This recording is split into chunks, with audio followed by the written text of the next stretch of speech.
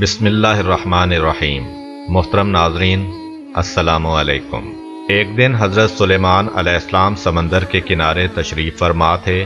ان کی نگاہ ایک چیونٹی پر پڑی جو گندم کا دانہ منہ میں لیے سمندر کی طرف جا رہی تھی۔ جناب سلیمان علیہ السلام مسلسل اسے دیکھتے رہے۔ وہ چیونٹی چلتے چلتے سمندر کے کنارے پہنچی۔ اسی لمحے ایک مینڈک نے پانی سے اپنا سر باہر نکالا۔ اس نے منہ کھولا، چیونٹی اس کے منہ میں داخل ہو گئی اور مینڈک تیرتا ہوا پانی کے اندر چلا گیا۔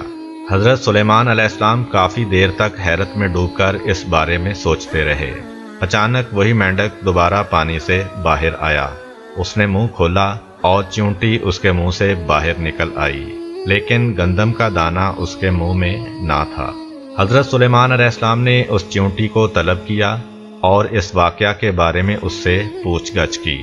چیونٹی نے کہا، اے پیغمبر خدا، اس سمندر کی گہرائی میں ایک پتھر ہے جو اندر سے خالی ہے، اس میں ایک کیڑا رہتا ہے۔ اللہ تعالیٰ نے اس کیڑے کو اسی مقام پر خلق کیا ہے، وہ وہاں سے نکل نہیں سکتا اور میں اس کے لیے کھانا لے جاتی ہوں۔ اللہ تعالیٰ نے اس مینڈک کو مامور کیا ہے کہ وہ مجھے پانی کے اندر اٹھا کر اس پتھر کے پاس لے جاتا ہے اور اپنا منہ اس کے سوراخ پر رکھتا ہے۔ میں اس کے منہ سے باہر نکل کر اس کیڑے کے پاس جاتی ہوں اور گندم کا دانہ اس کے پاس رکھ آتی ہوں۔ یہ مینڈک میرے انتظار میں رہتا ہے، میں واپس اس کے منہ میں داخل ہوتی ہوں اور یہ پانی میں تیرتا ہوا مجھے سمندر سے باہر لے آتا ہے۔ حضرت سلیمان علیہ السلام نے چیونٹی سے کہا، جب تم اس کے لیے گندم کا دانہ لے کر جاتی ہو تو کیا اس سے کبھی کوئی گفتگو بھی سنی ہے؟ چیونٹی نے کہا، ہاں، وہ کہتا ہے، اے وہ ذات کہ جس نے میرے لیے اپنے رزق کو سمندر کی گہرائی میں اس پتھر کے اندر نہیں بلایا، اپنے مومنین بندوں پر اپنی رحمت کو نہ بلا۔ حضرت امام زین العابدین علیہ السلام فرماتے ہیں، چنڈول ایک خوش آواز پرندے کا نام ہے۔ چنڈول کے سر پر تاج ہونے کی وجہ یہ ہے کہ حضرت سلیمان علیہ السلام نے اس کے سر پر دست شفقت پھیرا تو اس طرح کا تاج اس کے سر پر بن گیا تھا۔ ایک دن چنڈول چاہتا تھا کہ اپنی مادہ کے ساتھ ملاپ کرے، لیکن مادہ چنڈول اس کام پر راضی نہ تھی۔ نر چنڈول نے اس سے کہا، مجھے اس کام سے مت روکو، میں چاہتا ہوں کہ تم سے میرا ایک بچہ ہو جو ذکر خدا کرے۔ مادہ چنڈول نے جب یہ بات سنی تو اپنے شوہر کا مطالبہ قبول کر لیا۔ پھر جب انڈے رکھنے کا وقت آیا تو وہ انڈے رکھنے کی جگہ کے بارے میں پریشان تھی۔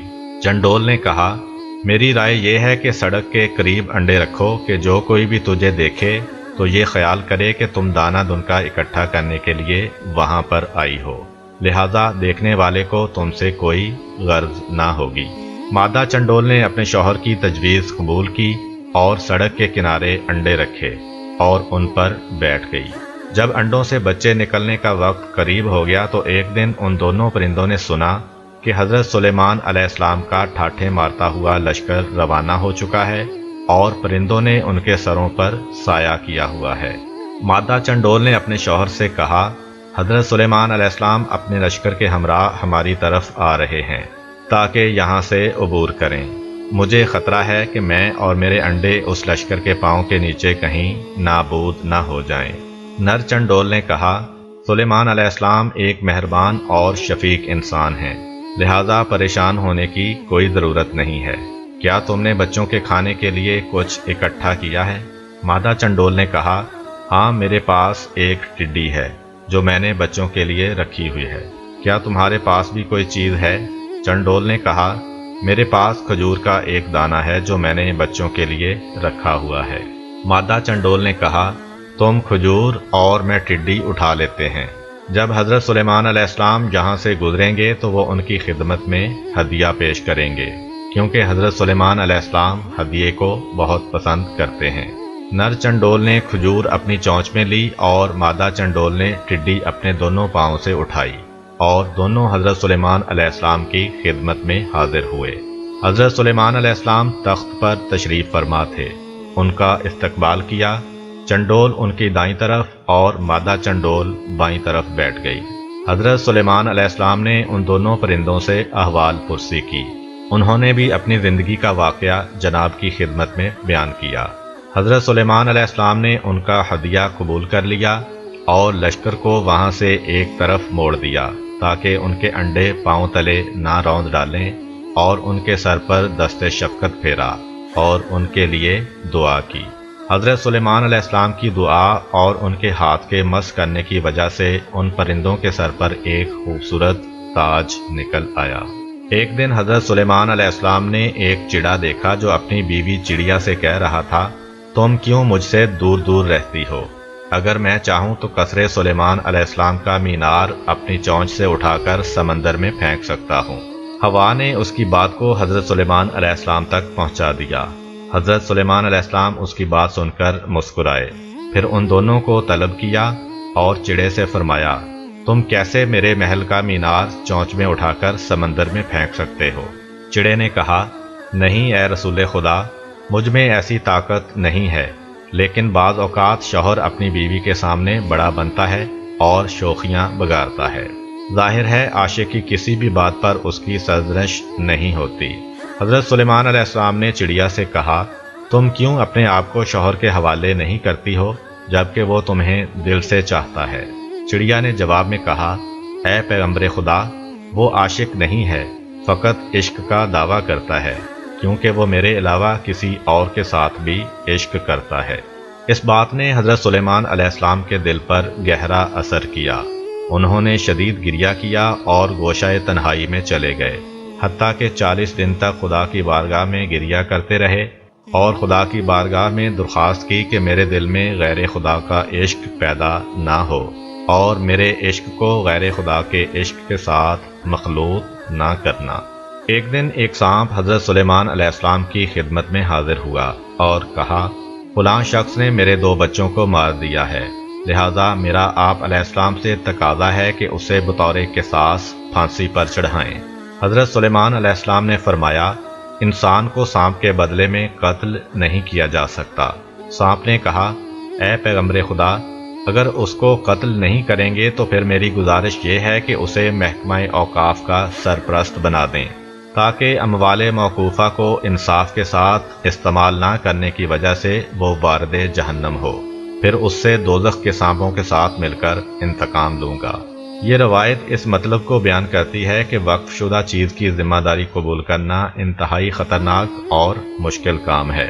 وہ لوگ جو ایسی ذمہ داری قبول کرتے ہیں انہیں مکمل طور پر اس بات کی طرف متوجہ رہنا چاہیے کہ وہ ہمیشہ ہمیشہ کے لیے وادی جہنم کے کنارے کھڑے ہیں۔ ایسا نہ ہو کہ وہ اس موقوفہ مال میں اپنی ذمہ داری انجام دینے میں کوتاہی کریں کہ اس کی سزا انتہائی سخت ہے۔ ایک دن حضرت سلیمان علیہ السلام جنوں انس اور پرندوں پر مبنی اپنے عظیم لشکر کے ہمراہ انتہائی نظم و ضبط اور شان و شوکت کے ساتھ جا رہے تھے کہ چلتے چلتے چیونٹیوں کی وادی میں پہنچ گئے۔ جناب سلیمان علیہ السلام بھی اپنے لشکر کے ہمراہ تخت پر براجمان تھے اور ہوا بڑے آرام سے جھولا جھلاتے ہوئے لے جا رہی تھی۔ اس دوران میں ایک چیونٹی نے دوسری چیونٹیوں سے مخاطب ہو کر کہا، اے چیونٹیوں، اپنے اپنے سوراخوں میں گھس جاؤ، کہیں سلیمان علیہ السلام اور اس کا لشکر تمہیں پامال نہ کر دے اور انہیں اس کا پتہ بھی نہ چلے۔ حضرت سلیمان علیہ السلام نے جب اس چیونٹی کی آواز سنی تو مسکرا دیے اور کہا، پروردگار، مجھے توفیق دے کہ میں تیری نعمت کا شکریہ ادا کروں جو تو نے مجھے اور میرے والدین کو عطا کی ہے، اور ایسا نیک عمل کروں کہ تو راضی ہو جائے اور اپنی رحمت سے مجھے اپنے نیک بندوں میں شامل کر لے۔ حضرت سلیمان علیہ السلام نے اپنے نوکروں کو حکم دیا کہ اس چیونٹی کو میرے پاس لایا جائے۔ نوکروں نے فوراً اس چیونٹی کو ان کی خدمت میں حاضر کیا۔ جناب سلیمان علیہ السلام نے اس چیونٹی سے فرمایا، کیا تمہیں معلوم نہیں ہے کہ میں خدا کا پیغمبر ہوں اور کبھی کسی پر ظلم و زیادتی نہیں کرتا؟ چیونٹی نے کہا، ہاں میں یہ بات جانتی ہوں۔ حضرت سلیمان علیہ السلام نے فرمایا، پھر تم نے چیونٹیوں کو مجھ سے کیوں ڈرایا ہے؟ چیونٹی نے عرض کیا، میں اس بات سے ڈری تھی کہ یہ چیونٹیاں آپ کی شان و شوکت اور زرق و برق دیکھ کر دنیا کی دیوانی نہ ہو جائیں اور خدا کو نہ بلا دیں۔ میں چاہتی تھی کہ وہ اپنے اپنے سوراخوں میں گھس جائیں اور آپ کا جاہ و حشم نہ دیکھیں۔ اس کے بعد چیونٹی نے عرض کیا، کیا آپ کو علم ہے کہ اللہ تعالیٰ نے اپنی عظیم ترین مخلوقات میں سے ہوا کو آپ کے تابع کیوں کرا دیا ہے؟ جناب سلیمان علیہ السلام نے فرمایا اس بارے میں مجھے علم نہیں ہے۔ چیونٹی نے کہا اس لیے کہ آپ سمجھیں کہ آپ کا ملک برباد ہونے والا ہے اور اس پر اعتماد نہیں کرنا چاہیے، اور اگر خداوند عالم دنیا کی تمام چیزوں کو ہوا کی طرح آپ کا فرما بردار بنا دیتا تو ہر چیز آپ کے قبضہ سے نکل جاتی، جس طرح کہ ہوا کسی کی مٹھی میں نہیں رہتی۔ حضرت سلیمان علیہ السلام چیونٹی کی اس پرمانی نصیحت کو سن